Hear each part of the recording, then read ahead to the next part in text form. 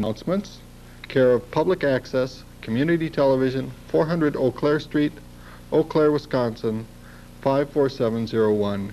Thank you very much for joining us, and please join us again in some future time.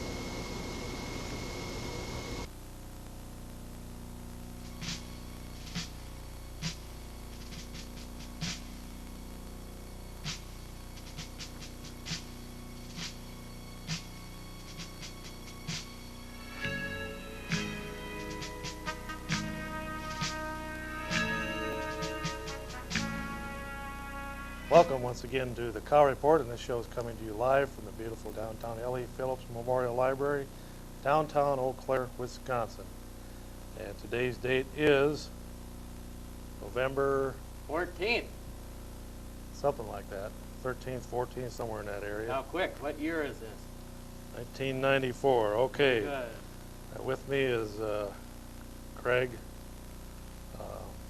Mr. Embellishment Lee.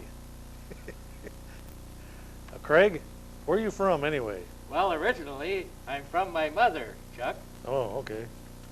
Just checking because we were doing the show down here one day and this guy stumbled into the basement and here he is and we don't know where he came from, and he's kind of been filling in for Fred Stafford, who's down in the dumps and licking his wounds and feeling sorry for himself and not feeling too hot, and has the flu and a half a dozen other things that he could use for excuses. But in the meantime, we got Craig Lee helping out here. You know, Craig, on this show, we always try to ask what happened on this date in history. And we like to stump the stars that come on, and since we don't have a star today, you're the one that gets to answer the question. And you know, we do have a star coming on next Monday night. Really? Who's that, Chuck? His name is Brian Getz. He's from Way Radio. He does the AM on the AM. Right. Show on WAYY, and he'll be on. And for all you folks that have been here listening to him all these years, you've never seen his mug. Now you'll have a chance to see what Brian Getz looks like. What are you going to talk about when you get Must Brian be Ketz, isn't it? Yeah, I think it's Brian Ketz. Brian. Yeah, anyway. What's the show going to be on with Well, it's going to be a live call-in show, so people can call in and ask Brian some questions, because he's always got guests on and he's always asking the questions. So the tables will be kind of turned, and anybody can call in and ask Brian any questions they want about his radio show and some of the interesting guests he's had, any kind of questions they like to on this program. Okay, so Craig, we're going to have to ask you a question here. Are you sure it's the 14th today? Yes, because tomorrow is November 15th, and that's a very special day. You folks know what day that is? Does our cameraman know what day that is? His birthday. Yes, folks, it's my birthday tomorrow, so get those gifts and cards going. You only got 24 hours. Okay, what are you going to be, 20, 25, somewhere in that range? 23, Chuck. Oh. Yep. Just checking. Okay, November 13th, we'll start with yesterday. Okay. You got your thinking cap on. I'm ready. All right. Now, you know Fred Stafford's 100% on this. He's been batting 1,000 ever since the baseball strike. He's a genius, that guy. Ever since the baseball strike, Fred was batting 1,000. So see if you can carry on the Fred Stafford legacy. All right. Are you ready? Ready. Boy, this is going to be a tough one, too. Ooh. Well, Roy Rogers Hoff just walked into the studio. You know, he was named after Hopalong Cassidy back when he was born. His parents said they wanted to They liked that show so much that they named him Roy Rogers, and then they just added on the last name Hoff. Well, he just walked in the studio.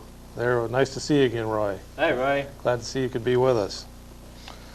You know, Roy used to come early, but anymore he just gets here just a few minutes before the show starts. Okay, on this date, November 14th, 1851,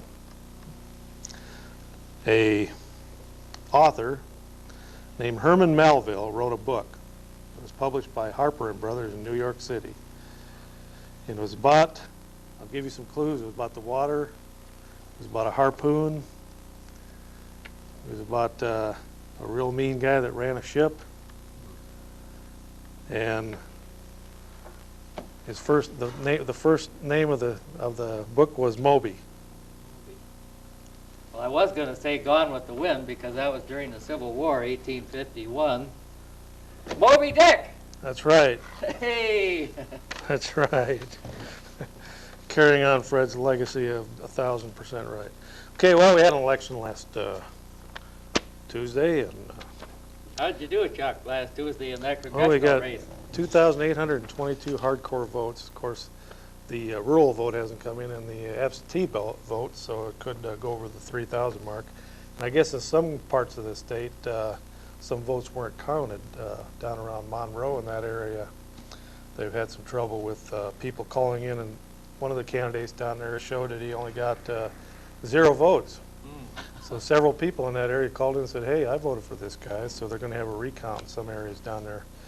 He was a factor in a race in the 80th district. I think he got 14%, something like that. Did you happen to hear, I believe it was Rush Limbaugh had reported that the League of Women Voters was playing games with the computer software They were. in the election, yes, all over the nation.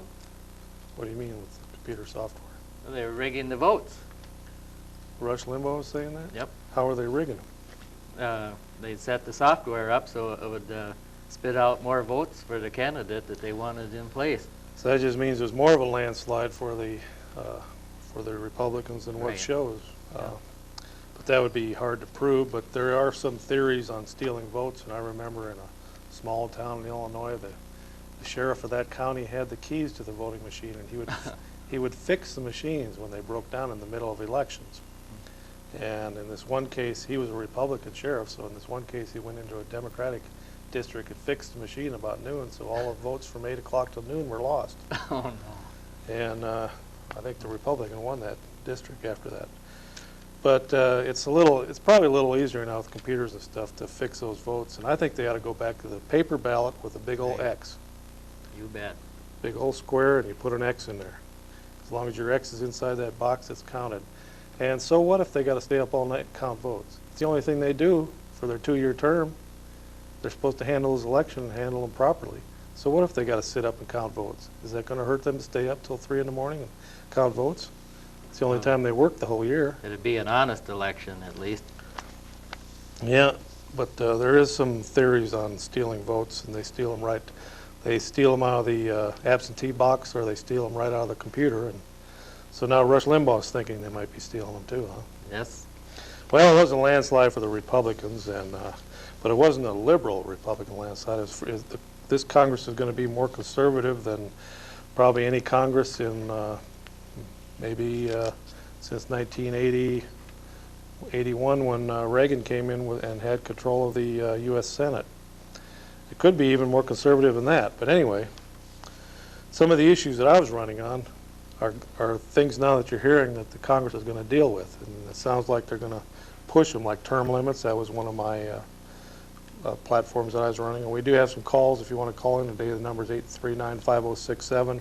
And what our subject of today's program is, what would you like to see from the new Republican Congress? Since they do control the Congress now, the House and the Senate in Washington, and also the Assembly and the Senate in Madison, plus the governorship in Madison. You've got a clean sweep in Madison now. They've got a 2-year green light down in Madison to do whatever they will with. So let's see what they can come up with down in Madison. So if you have any ideas on legislation, we'll pass them on to our local constituent, local congressman, which is Dave Obie in the northern part of the viewing area, and Steve Gunners in the lower part. And also on the state level, we'll pass your suggestions on to Governor Thompson, Rob Krybeck, Dave Zine, or Dave Plomba. So now, for the first time in many years down in Madison, the three areas of government down there are actually the Senate, Assembly, and the governor's office are run by Republicans. So let's see now if they just coast on through to 96, or if they actually push some long-needed legislation through. So if you have any ideas for legislation, you can call up today. Now, I have a question, Chuck. All right. Speaking of legislation, as we were talking a little bit last week on the Cow report about unfunded mandates, a gentleman by the name of Krybeck from Eau Claire, our state assemblyman, had also assisted me, along with yourself in Madison, with my underground buried tank problem that the DNR and the Labor Department put upon me. Mr. Krybeck said that we should introduce legislation in January '95 regarding your problem, so this doesn't happen again. Could you just briefly share with us how a little guy like myself, or you folks out there, have a problem, can go before your legislature and get a bill before the assemblies or Senate? Well, what you do is you go to first of all, you formulate the bill. Say you've got a problem that you see out in society that a lot of other people possibly are having the same problem. Like, I can give you an example of one that I developed and then brought to Dave Zine, and then a Democrat stole it from Dave Zine, and now it's a state law. But it started out several years ago. I went up to Dave Zine. I said, Dave, you know, a lot of people in this state don't want to carry guns, but they need some kind of protection. Now, this was right after a girl from Eau Claire was murdered in a parking lot over in St. Paul or Minneapolis. She just walked out to her car and she was attacked and murdered right there in the parking lot. Now, I thought to myself, well, if that girl had had a can of mace or pepper spray, she would have been able to defend herself somewhat. Maybe it would have saved her life. So I went to Dave Z and I said, Dave, how about introducing a bill in Madison to make it legal for citizens to carry mace or pepper spray in their pocket or in their purse? Because right now, or before that time, there was only 2 states, I think, in the United States that wouldn't allow that. I think one was New York and the other was Wisconsin, and perhaps maybe the Washington, D.C. That was the 3 areas where you couldn't legally carry mace for protection. So it was introduced back then, but Dave was in the minority then, so the bill got buried in committee and it never went anywhere. Well, a Democrat, about a year later, she swiped the bill and introduced it and got the thing passed in both houses, and governor signed it, and now it's a law that anybody in the state of Wisconsin can carry pepper spray, and that went into effect November 1st, 1994, this year. Or actually, it was October 1st. And that came about because of your doings here some years ago. You got it rolling then. So, you know, you want to get some support for it, and if there's other like-minded people that believe that way, sometimes you can go through a petition process and introduce a bill to show that assemblyman or senator that there is some support for that. Or you can just write them a letter or call and say, what's the chances of getting a bill like this introduced? Then there's a legislative reference bureau that down in Madison that looks through that bill, and then they will study it over and then put it in the form of a bill, and then it's introduced, and then they get co-sponsors, and then it's on its way. Now, unfortunately, in a lot of cases, these bills get buried in committees, and the opposing party will just let them languish there and never bring them out of committee to the floor. But now that the Republicans have control of everything down there, they should be able to push some legislation through, and hopefully it's legislation for less taxes and things of that nature. So I think we're going to try and take a call here and see what we got on the line today. Go ahead, caller, you're on the air. Yeah, the common man is here. Common man. Yep. Yeah, how you doing? Oh, not too terrible bad. How's your show doing? Is it still moving up in the ratings? Yeah, we're still holding our own, trying to anyway. Is Roy still helping you? Oh, yeah. Well, that's good. Well, what's on your mind today, Common? Well, a few things. I don't know, the election didn't exactly come out really the way we wanted it there, I guess, did it? Well, yeah, but just think of it this way. There's 2,822 hardcore people that voted for me, and that's a good start because our party is about a year and a half old.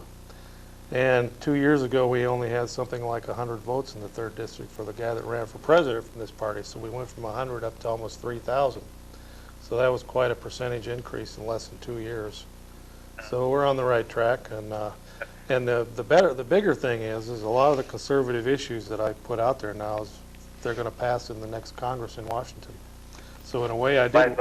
I thought for sure about you'd pull a lot more from Gunderson. I was kind of thinking you'd be closer to about 10,000 at least. Well, I did too, and like Craig says, there could be some hanky-panky with the voting count, or it just could be the people's will.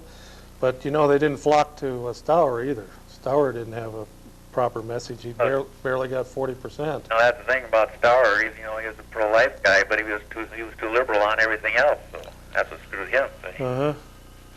But I think you're going to see a lot of the issues that I was dealing with in the debates and in my campaign. I think you're going to see a lot of them pass now. They're talking about vouchers. They're talking about overhauling the IRS and turning the 1040 form into about the size of this piece of paper here and making everyone pay around 15%. And there's a lot of changes coming, and we'll just have to see. They're talking about a tax cut. I was calling for a 10% across the board tax cut. And when that was done in some other states where there's Republican governors, the economy just went crazy. It spurred all kinds of new jobs, and they're also talking about cutting big government. They're also talking about cutting the congressional budgets, like for staff, by a third. And that's one of the things I was talking about with term limits, is cutting the influence of these staffs, because not only do the lobbyists go after the congressman or woman, they also try to bribe the staff of that congressman to get a bill passed. So many of the things that I introduced will be implemented, and that's one of the troubles with third parties is the main parties steal the good ideas from the third parties, incorporate them into their parties, and that's why it's hard for a third party to get off the ground. Either that, or they try to make it sound like the third party guy isn't. His ideas ain't as good for some reason or other, But no, I was going to say the Republicans did, nationwide. I mean, my goodness, that's like a miracle there, really, and it worked out. I kind of figured they'd probably take the Senate. I wasn't too sure about the House, but they ended up getting them both. So now we got Gingrich in there taking over as Speaker and everything else. That'll be kind of fun. Not one Republican incumbent lost. Now if there was any rigging of the elections, that sounds like a rig there, but I guess it wasn't. Not one incumbent nationwide in the House or the Senate lost. Well, I guess that's kind of like sending a message to Clinton, I guess.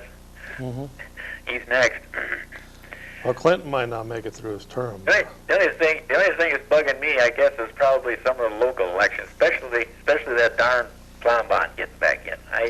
I kind of stuck it to him on my own show a few times. I'm no fan of him at all. Well, people will get a sympathy thing going, and if you can use that to your benefit, it's beneficial to win elections. And evidently, Laufenberg didn't play his cards right in that area, and said he wasn't going to run a negative campaign, so he ended up running no real campaign. And I mean, a negative campaign is better than no campaign, and he ended up not really getting his message out or getting out the liberal message that Plombon was trying to push, and the result of it is he lost by a bigger margin than 2 years ago. Well, it seems to me he'd have been better off maybe if he'd have stepped on him a little harder, I think. Well, that district up there, they like a fighter. Well, I'd have stepped on him plenty if it'd been me out there. Well, that district, they like a fighter. I almost feel like moving to the north side next time so I can get him in 96. They're used to a fighter like Dave Zien. Dave fought that first time and lost, then came back and won in 88, 90, and 92, and that district is used to an unusual person and a fighter, and so they see the same characteristics in Plombon. I was going to say that kind of reminds me of what our From the Newsroom boy said on their program. He says they were talking about entertainment value. I thought, you don't vote for a guy just to get entertained. You vote for him because he's doing something decent. Well, some people Money? vote for You think- Clinton. Some people voted for Clinton because he was good looking too, you know, so. I know. Well, that turned out that's turning out to be a lot of hogwash because everybody's about ready to throw him out the door. Okay, Common, well, Hold her. I gotta say hi to the common man. Hi, common man. Hi. Say, we've never had the privilege of meeting, but I really look forward to meeting you. You have one of the top, you're one of the greatest talk show hosts, I believe, in the United States of America today. Well, my inspiration was Rush Limbaugh, so Well, you're a real champion. that's right there. You're a real champion, common man, for the regular guy on the street. And I do have a question for you. Oh, okay. You ready? Sure. Okay. I'm really upset and fed up with the crime and the vandalism on the streets. Common man, this very week, I had my car parked on Cameron Street, and I see all these red lights blazing out in the street, and I walk out there, here some kids had smashed out all my car windows with hammers, the police believe. Now, what are we going to do about this goings-on in Eau Claire? Well, okay, let's see. What the police catch that bunch that did that to your car? well, No. thank you very much, Common. There's another fine answer from the common man. Thank you, common man. Well, you know, that reminds me. What part of town do you live in? Well, evidently the bad side up there. I actually took hammers. Was this during Halloween or something? No, this was this past weekend. Just went up and vandalized your car Yeah. and smashed windows out. Yep. Was there something of value in the car they saw There through was the window? nothing in the car. No, the police believe they're just doing it. Radio or anything? No, Huh. nothing touched. They didn't even try to get in the car. Well, that's. I wonder if the city would be What liable. have you for doing that. for to keep your windows and everything from the rain and all that now? Well, it just rains inside. That's all we can do. Are you still driving it? Have to. It's going to be a little chilly this A winter. little bit. Yeah. Okay, go ahead, caller. You're on the air. Yeah, how you doing, Chuck? All right. Yeah, I was just wondering, I take it you're going to run in 96 again? I don't know. I might start running tomorrow. Oh, all right, excellent. And I was just wondering how you're going to approach your 96 campaign. I mean, like, are you going to, like, attack Gunnarsson the same way? Like, because I saw some of your campaigns were saying how you were trying to put, I don't know if put him down is the right word, but talking about how it was gay, and I was just wondering if you were going to go about a different way about it or what. Well, there was some misunderstanding. Now, when that commercial first came out, people thought it was a Harvey Stour commercial. And I guess the phone calls were hot and heavy to him, and so he had to fax out news releases to, like, the Milwaukee Sentinel and Milwaukee Journal and Madison papers and the Eau Claire paper saying that it wasn't his ad. But it wasn't that Steve Gunnarsson was gay. It was that Steve Gunnarsson was a stealth candidate for 5 terms. That was the gist of the ad. But Steve won't even be around, and if he keeps his promise, he won't even be in the race in 96. It's going to be a wide open race. You'll probably see 4 or 5 Democrats, maybe 6 or 7 Republicans in the primary. Plus there'll be some third-party people in there. So it could be a 4 or 5-way race next time. Instead of 4, it could be as many as 5 get into this next. I'm sure the Perot guy will be back again. And there is a possibility now that since the Democratic Party is in shambles nationwide, that they could come back to their roots and be more conservative, more for the working man, and less for special interests, and that you could see some conservatives moving back into the Democratic Party and taking it over and getting it straightened out, because it's in shambles in this area, and it's also in shambles nationwide. All right, excellent. Okay, All right, thanks a lot. yep, see you, dude. Bye. What do you think about that, Craig? You think the Democratic Party is ready for a rejuvenation, say like a 1960 or going back maybe 34 years? You think there's any salvation for the Democratic Party, or is it too far gone? Well, I remember back, well, you would have been a little boy then, Chuck, but a psychic by the name of Jean Dixon back in the early 60s, she predicted when Kennedy, she was predicting Kennedy would win the election, and there would never be another Republican president in the United States after, must have been Dwight D. Eisenhower stepped down in 62 or 61. And we've had a lot of Republicans, so I believe you'll see the Democrats come storming back. They want the vote, so they'll have to change a little bit. Well, Clinton claimed to be a new Democrat, but He was. that fell flat on his face. Because once he got in there, he took a hard turn to the left and started implementing socialist and communist ideology Right. and propaganda, and he put some people into positions of power that are very, very serious trouble now with the Republican House and Senate. We could see some impeachment proceedings against people like Janet Reno and Henry Cisneros and Roberta Achtenberg and some of those people now. In the case of Janet Reno, she could very well be brought up on charges of mass murder down in Waco for killing over 80 people down there, including 28 babies and infants, when she gassed them for 8 hours and used the United States military to do it, which is totally against the laws of this country. So she could very well be up on charges of murder. So, I think we have a call on line 1. Go ahead, caller, you're on the air. Doc, how you doing today? All right. Good. Say, can we talk about the initiative referendum movement that's going on in the state? Now, exactly what is that? An initiative referendum allows a person like you or the gentleman sitting next to you, if they got a worthy cause and they get the required signatures, it can be placed on a statewide referendum, and if it passes, it becomes law. It's a means that the average citizen can bypass the legislature and enact laws themselves. Why doesn't our democratically elected assemblymen like Krybeck and Plombaum, why don't they have a kind of a bipartisan effort here and introduce that in the Assembly and have Zine introduce it in the Senate? Not to speak for Rob Krybeck, because he's doing a great job, but I think that most of the legislature people in Madison want to control the governmental process themselves and not share it with the constituents. Yeah, well, now that maybe somebody can hold their feet to the fire, if they're really concerned now about over government control, too much government control over the citizenry, that's one way of giving the control back to the people is through a referendum where, say there's an unfunded mandate come down and the people don't like it, so they rise up and they call for a referendum statewide, and then that bad bill is thrown out by the people. In this state, all it is advisory. That's correct. In other words, it's not binding. That's correct. Right now, there are 24 states that have the initiative referendum, but it could be a reality in the next couple of years in the state of Wisconsin. Mm-hmm. Why don't they work on it from two fronts? Start a petition drive and start lobbying some of these so-called progressive senators and assemblymen down in Madison. Well, Chuck, that's exactly what they're doing. Well, good.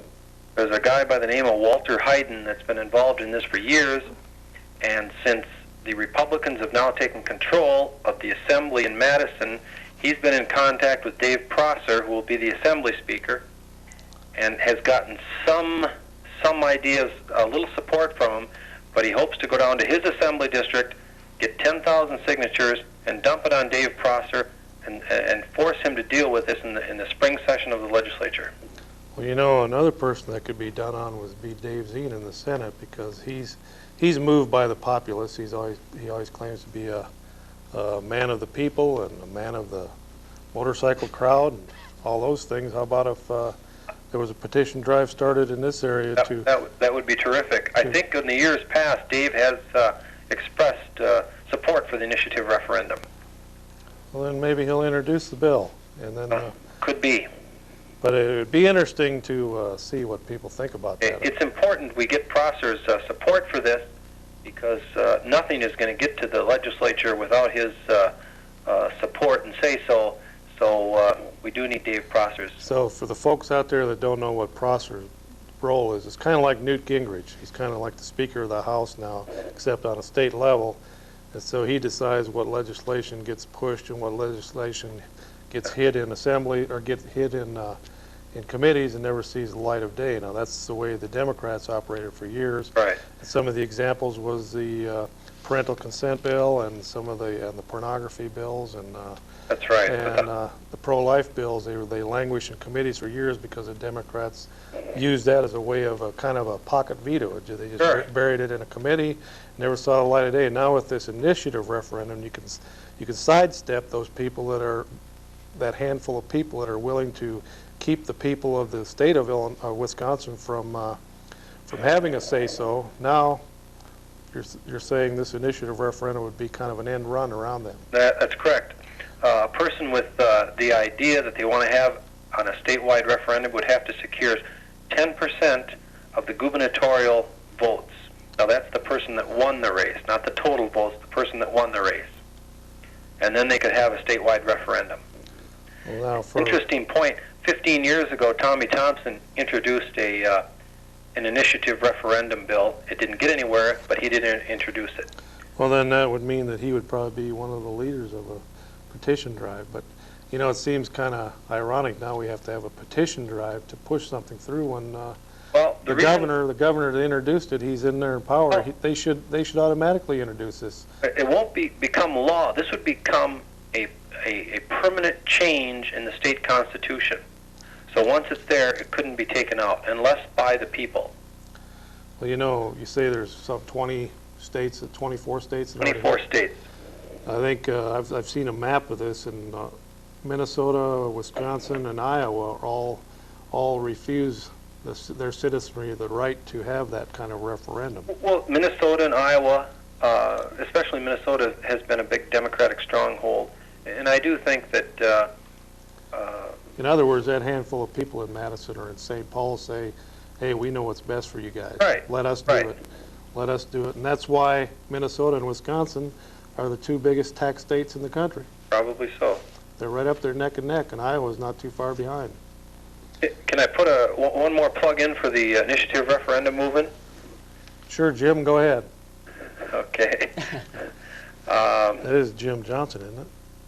Okay, go ahead. Oh, You okay. got a phone number or somewhere where you On October 26th, or November 26th, that's 2 days after Thanksgiving, there's going to be a group from Eau Claire going down to Appleton to have a one-day signature time to get signatures for this movement. And if they want any additional information, I think they could call you, couldn't they, Chuck? Well, they could, have you got a phone number that they could call? Sure, If they- 834-8666. And that number that they can sign up to go on this one-day petition drive? That's correct. And how many people are going to be planning on going to that? Or We hope to have 50 from the Eau Claire area and 50 from the Appleton area. so you want to be able to deliver to the new Speaker of the State Assembly, Mr. Prosser, who's been eagerly awaiting for that job for many, many years. He's finally got I remember Prosser coming up here and doing a lit drop, and so I remember people in charge of the lit drop put him in the roughest part of Eau Claire to do the lit drop. That's when he was a minority, head of the minority in the State House. But now he's the big cheese down there in the That's cheese right. state. He's the whole head of so he's the one that you want to influence. So That's correct. so you're saying if 10,000 signatures from his home district are dumped on his desk, he can't do anything but introduce it. We're hoping that's the case. So there's a number on the screen there, 834-8666. It's right. Oops, we're right. That's right below your finger. Right there. In fact, that young guy next to you, I think he would be a good signature getter. Now, I don't know how that Mark. got. Somebody must have snuck in here and put that phone number or taped it up there. But anyway, that's the number. Yep. 834-8666. And that date again is, November 26th. what time will they be gathering to go down? And I think we'll leave here early in the morning. We hope to be down there by 9 o'clock. so you say there's another group of possibly 50 that'll be meeting up down there. And so We hope to have a total group of about 100 people to go out and get 100 signatures each, and we'll have 10,000 signatures by the end of the day. Well, you know, it's not impossible. I picked up over 300 signatures personally in La Crosse in one day for my candidacy. And Oh, it could easily be done. In fact, that guy next to you, I bet he'd like to get a couple hundred signatures. Maybe how about 300? There you go. We'll see you on the bus going down to Appleton. now, what if Yeah. some people want to get started ahead of time and get signatures right here? You might have 5,000 of those signatures before you even go down there. We can give them a signature form right here. They can work on it right here in town. All right, you'll show them how to fill out Absolutely. so it's all legal and binding and everything. Absolutely. Now, who's in charge of this whole deal? Gentleman by the name of Walter Hayden. In fact, if it's okay, I'll give his Milwaukee number. All right.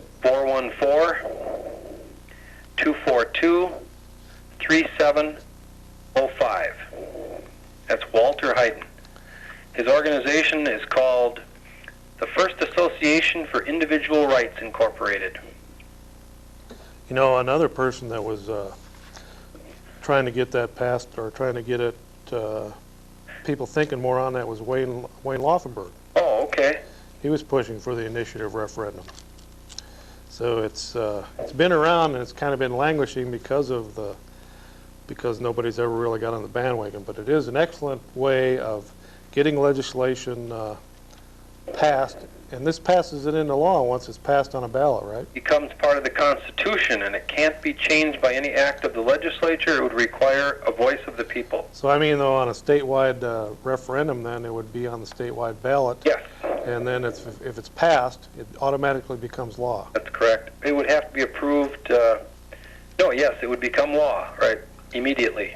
I think it's 90 days after it's voted on. So you're bypassing the legislature and the governor, and you're going directly to the people, That's right. and it's basically saying, let the people decide. That's correct. And I'm sure there are some issues out there that people would like to see that done to, that have kind of been buried all these years. Absolutely. These great ideas come up, and they die down in some liberal committee, and they never see the light of day.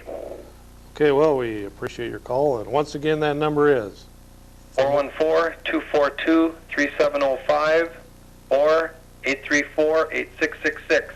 okay. Well, thanks a lot, Up the Jim. good work, Chuck. All right, thanks a lot, Jim. We'll see you later. Okay, Craig, Onward and forward, right, Chuck? are you ready for another Stump the stars. Stump the Stars with the All right. what happened on this date in history? As you know, you're batting 1,000. You're carrying on the Fred the True Stafford legacy here, and you're still batting 1,000. So let's see if you can keep up the good work here. Okay, on this date in November 15th. This is going to be a tough one. They're getting tougher all the time as the years go by. How about this one? This is out in Colorado. Now there's a mountain out there that a guy discovered in Colorado in 1806 on November 15th. Now that doesn't mean that the mountain just appeared there.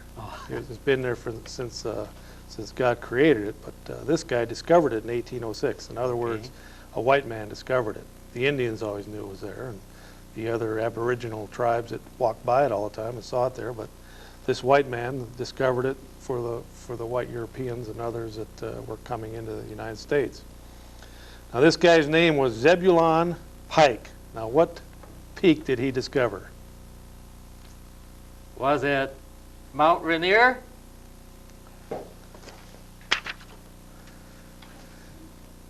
Zebulon Pike. Oh, What peak did he discover? I'll give you a second chance. Pike. Pike's Peak. All right. What do I get? Half a point for the best 1 out of 2? Okay. Well, you can't expect me to keep up Fred Stafford's I know. 1,000%. They said you're no Fred.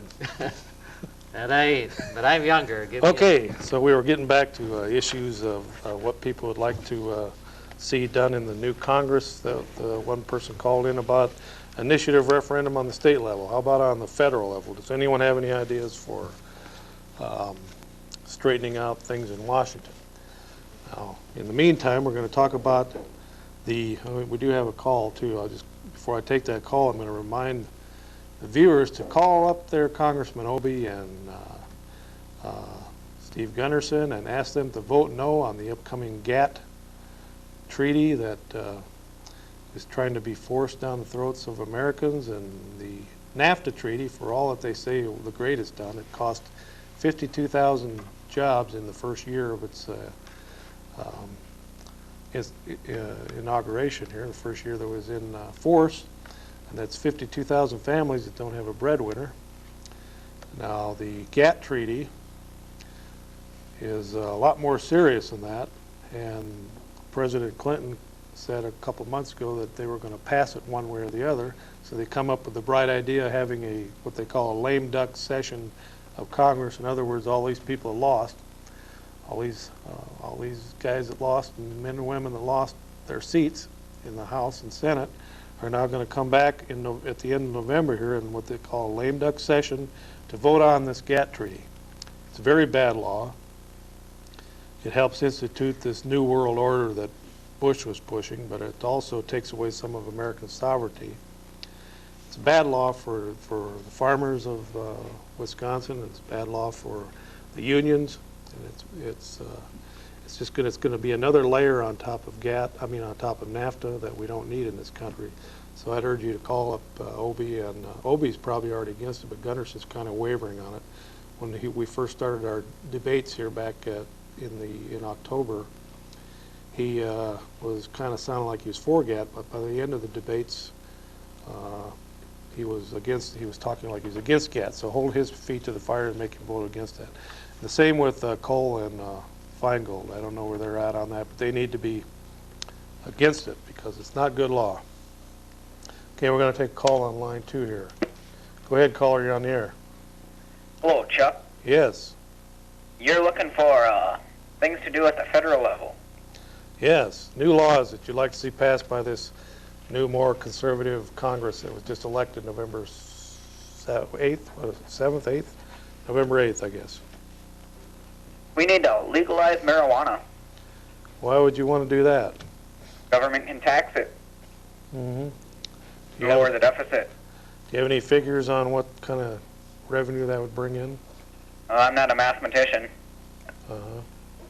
but if anyone would sit down and think about it, they'd realize that would bring in a great deal of tax money to help the deficit, or let them spend it on whatever they want to spend it on, guns to kill people with, Mm-hmm. or whatever they think they need to buy. Well, I know in some states it is the largest cash crop, but Any states. yeah, I think Indiana and some of the southern states, Georgia, and I know that there's a lot of money involved in it, and there's also a lot of people have lost their lives. A lot of other people are in prison, especially with the foreign marijuana that's brought in. A lot of Another thing about that, people go to prison for it, and then they spend $80,000 a year to keep them in prison for something that shouldn't be illegal in the first place. Well, it's probably more like 30 or 40,000 a year, but Well, they all have cable TV and weight sets, and well, there are a lot of Chuck Colson from Prison Fellowship says that we could let out 1/3 of the prisoners in the prison system without jeopardizing the streets, because 1/3 of them are in there on various possession charges. They could be monitored with intensive parole and probation and if you take 1/3 of the population out of the prisons, that's about 333,000 people that would be removed from the prisons, and we wouldn't have to keep building more prisons and schools. So there are some positives to removing them from the prisons, but to do an all-out legalization might be going too far. well, there's countries in Europe that have done it, and it has lowered their overall crime rate a great deal, such as Denmark. Denmark has legalized marijuana? Yes. I know we had an experiment in Alaska where you could carry 1 ounce or less with basically no charges against you. I don't know if that's been repealed or not. But I know in Oregon it's legal to possess it and smoke it. You just can't sell it or buy it. mm-hmm. Well, there definitely are more serious drugs out there, including crack cocaine. We have a new, very potent and powerful and pure heroin that's hitting the streets of the United States, and we've seen some of the results of that. A couple of the heroes of the counterculture, the X generation, Kurt Cobain and River Phoenix, both died from this new heroin epidemic that's sweeping the country, and we do have a lot more serious drugs to deal with. Crack cocaine will suck the very life out of people. As you've seen now, it's destroying a black football player's career down in Madison who was just arrested with crack cocaine the other night. But there are more serious drugs out there. I'm not saying we should legalize marijuana, but we can move on to getting a handle on these more serious drugs and getting them off the streets, and quit devoting so much time and so much effort by the law enforcement in the marijuana end of it. It's very easy for the cops and the DEA and the Western Wisconsin Drug Enforcement Agency. It's very easy for them to have their big busts with marijuana and have their big pile of marijuana and their show What they do when they confiscate it, they put it in a barrel and stand there around and watch it burn. Well, but it's easy for them to do those kind of busts and get the headlines and then get more funding. But let's see them start going after the opium that's being smuggled in from Laos and the heroin that's being smuggled in. The opium that's growing down near Pope and Talbot in certain ethnic groups' backyards. Oh, the poppy plants. Yeah. They don't even know about that, or don't they care? But we got tons of Afghanistan heroin that's being brought in through our friend and neighbor, Russia, and then they're bringing it into the United States through their Russian contacts and dumping it on the streets and poisoning our youth and killing them. We have more serious problems, so let's start dealing with the real drug problems and having alternatives to prison and destroying young people's lives with marijuana arrests and incarceration. So I don't agree with you 100%, caller, but I agree that there should be changes and there should be more emphasis on the killer drugs and less emphasis on the recreational drugs. Possibly like fines for marijuana and not jail time or something. The way alcohol is for juveniles or something. Something like that. Legal, but I mean, it's stupid to have to go to prison. But they say that marijuana and alcohol and cigarettes they're the three gateway drugs that lead into other drugs, and through 40, 50 years of study, it pretty much looks like those. Well, that's probably true, but if that's the case with alcohol and tobacco too, then they should both be either outlawed along with marijuana, or marijuana should be equaled. Hey, I wouldn't lose any sleep at all if they outlawed for under minors, say under 21, if they outlawed cigarettes altogether.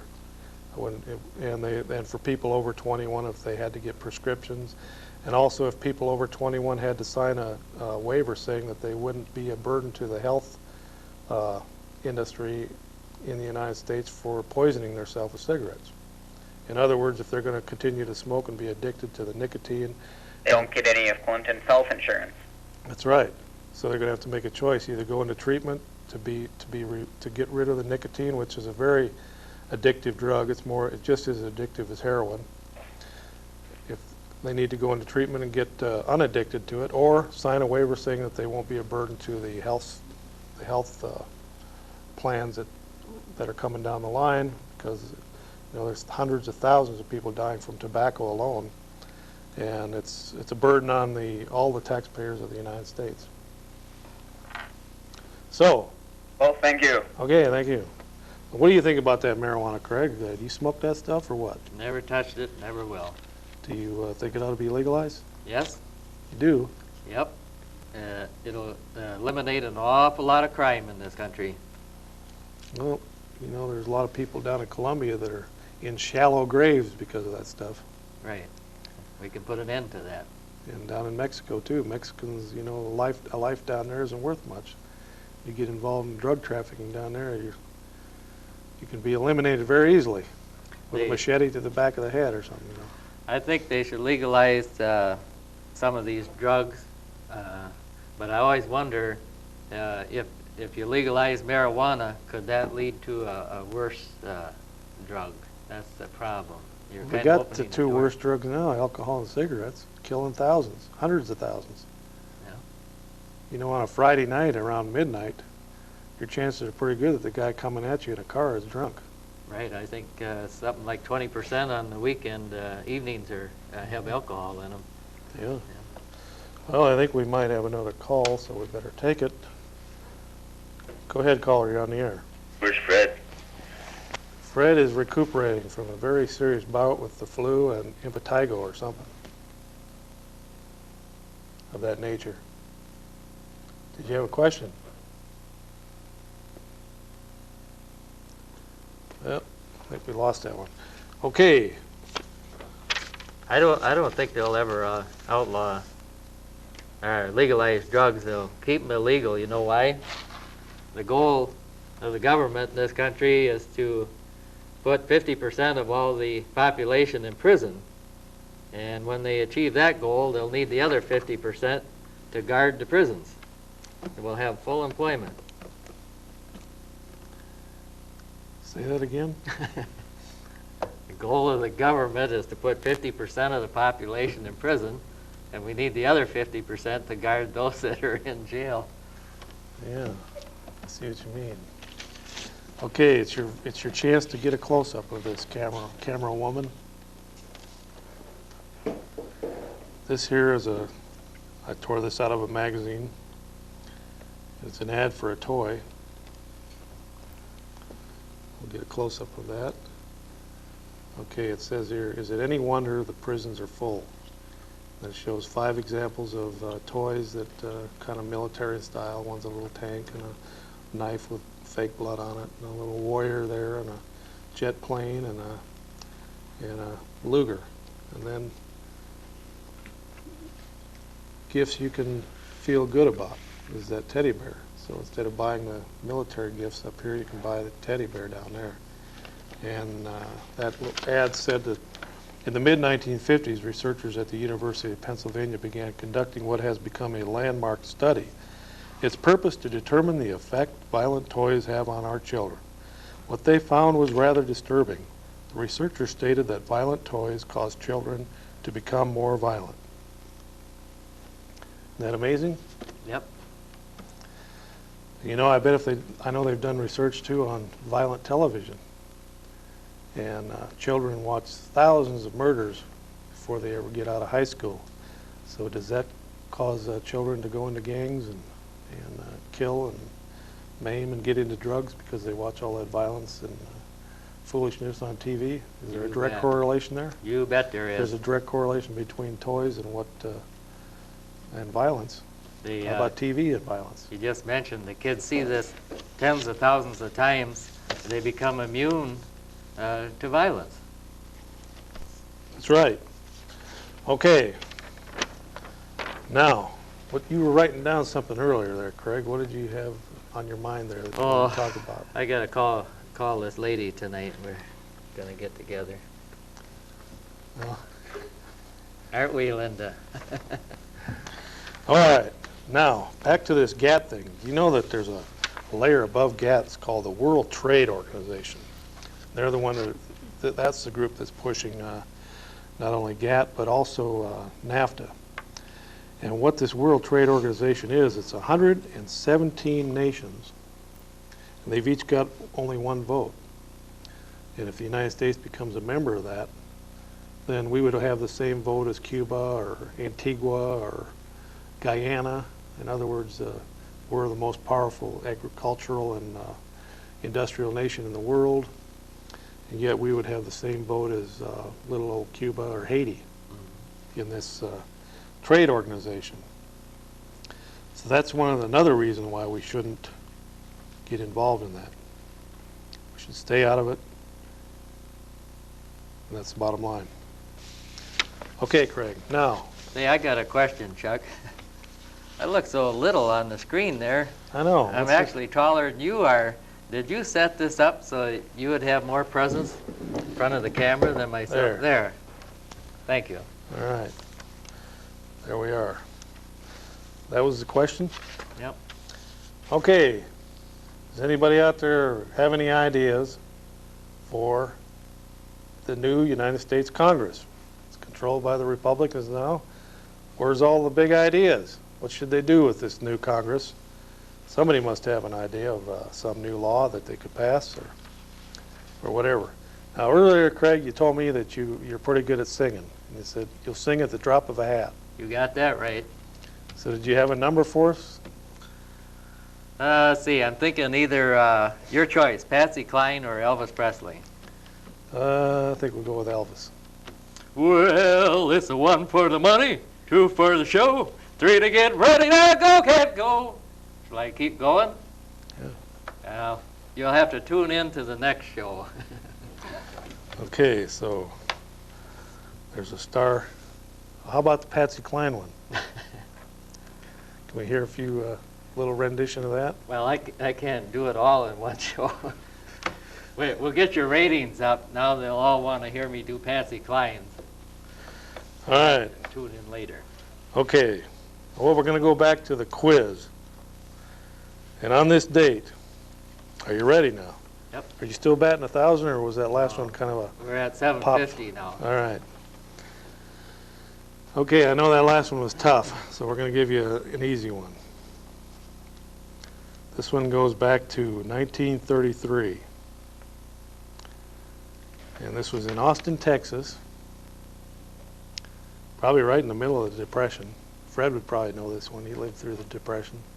The first recorded sit-down strike in the United States takes place at what packing company in Austin, Texas? Hormel. That's right. How'd you know that? Good guess. Hormel had a big strike over in Minnesota that lasted quite a few Boy, years. they did. That Quite was a few bloody months. one. Yeah, 1933. Well, I don't know if the viewers out there, we might as well have Common call back in or something. Yeah, he's a good guy. Okay. So we'll just wait till somebody makes a phone call. We've got 6 minutes left. The number is 839-5067. By the way, on this show next Monday night, we're going to have Brian Katz from AM on the AM Way Radio. So please tune into that show. All right. Did you know, here's something for the Christians in the audience. Did you know that the word saved is in the New Testament 57 times? No. Yep, we got the printout right here. Amazing. Starts with Matthew 10:22 and goes all the way down to Revelation 21:24. It gives us hope, doesn't it, I Chuck? got a neat little computer software program that you can print out. You just type in a word and it'll print out the verse that's in all the way through the New and the Old Testament. It's amazing Oh, fabulous. what those computers can do, because you know a Bible's about that thick and it's all on one little software program. All right. Chuck, how are you going to pay off all your unpaid campaign debts? Well, that's a good question. I'm glad you brought that up.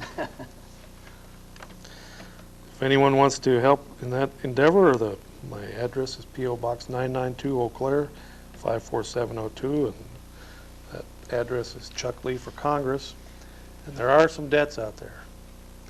Now, my opponent, Steve Gunderson, they're saying he could have spent as much as $600,000. We'll have to see what he really spent when the dust settles. And I think Harvey Stour spent close to $300,000. And then the rest of us spent a lot less than that. But I refuse to take any what they call PAC money or lobbyist money, where Gunderson just opened up his arms wide open and accepted every $1,000 and $500 check that he could get a hold of. And so that makes a difference. And hopefully this new Congress now will be able to say to itself, this isn't a fair playing ground here. We need to level the playing field by getting rid of a lot of these special perks that the incumbent has. Hopefully they'll start playing by the rules and making it a fair fight, because it's kind of like going out there with, you've got a slingshot and the other guy's got a machine gun, and you're going to have a duel. That's not fair. So hopefully they'll level the playing field and make it a lot fairer for the challengers in these races. And so there's your address. And of course that was typed by the nimble fingers of Roy Rogers Hoff. And you know, remember Hopalong Cassidy and all them shows back in the bet. 50s? Yep, Did great you show. sit there and watch those? Did you have your little cap pistol and your holster and everything? Bang, bang, you betcha. I know, they must have sold millions of them back in the 50s. Sure. Every kid was watching those. What happened to all those westerns? Oh, I think you can get them on videotape now, Walmart and other stores. I mean, as far as, you don't see those kind of wholesome westerns. Well, of course, those days are over. You know, Now everything's cops and robbers and back in the 30s and 40s, early 50s, it was quality film. The actors, the filmmakers, and today now it's all sex and violence. Crank a movie out in 2-3 days' time. Those days are long gone of the quality you speak of, Chuck. yeah, even back then they had a code of the hats. The good guy wore a white hat and Right. the other guy wore a black hat, and there was always a moral to the story. And at the end of the program, you knew if the guy had done wrong, you knew why he was held responsible for that. And nowadays, you don't have those clear-cut rights and wrongs, and caused a lot of problems in society. Sure does. It's been amazing. It's been really amazing. So anyway, we're going to ask you one more question, and then we're going off the air, Craig. So you got to put your thinking cap on, because you really did good on that last one. It was amazing, because that was a very hard one. That was just a couple of years before you were born, too. Yep. Were you born about 1920, 25, somewhere in that area? 74. Oh, okay. All right. This one I know you're not going to get. It's the hardest one, November 15th. The discovery of the hydrogen isotope deuterium nets this man the Nobel Prize in Chemistry. 1934, just a year after the Hormel strike, the hydrogen isotope deuterium nets Harold Blank the Nobel Prize in Chemistry. Harold Blank, that's a funny name for a scientist. Yep. Oops. There's the answer. It's Harold Urey. U-R-E-Y. Remember? Yes, now I do. I remember that. Harold Clayton Urey. Unfortunately, you're back down to what? 750, 500, somewhere in that area? Yeah, it's not Well, it's been a very exciting program once again here on the Cow Report, and I want to thank you for tuning in, and we'll be here live next Monday night at 9 p.m. I've been your host, Chuck Lee, and with me is Craig Lee, the songbird, I guess. And as usual, the director, Roy Rogers Hoff, and on the camera we have Linda Holte. So thanks a lot. We'll see you next week. Goodbye.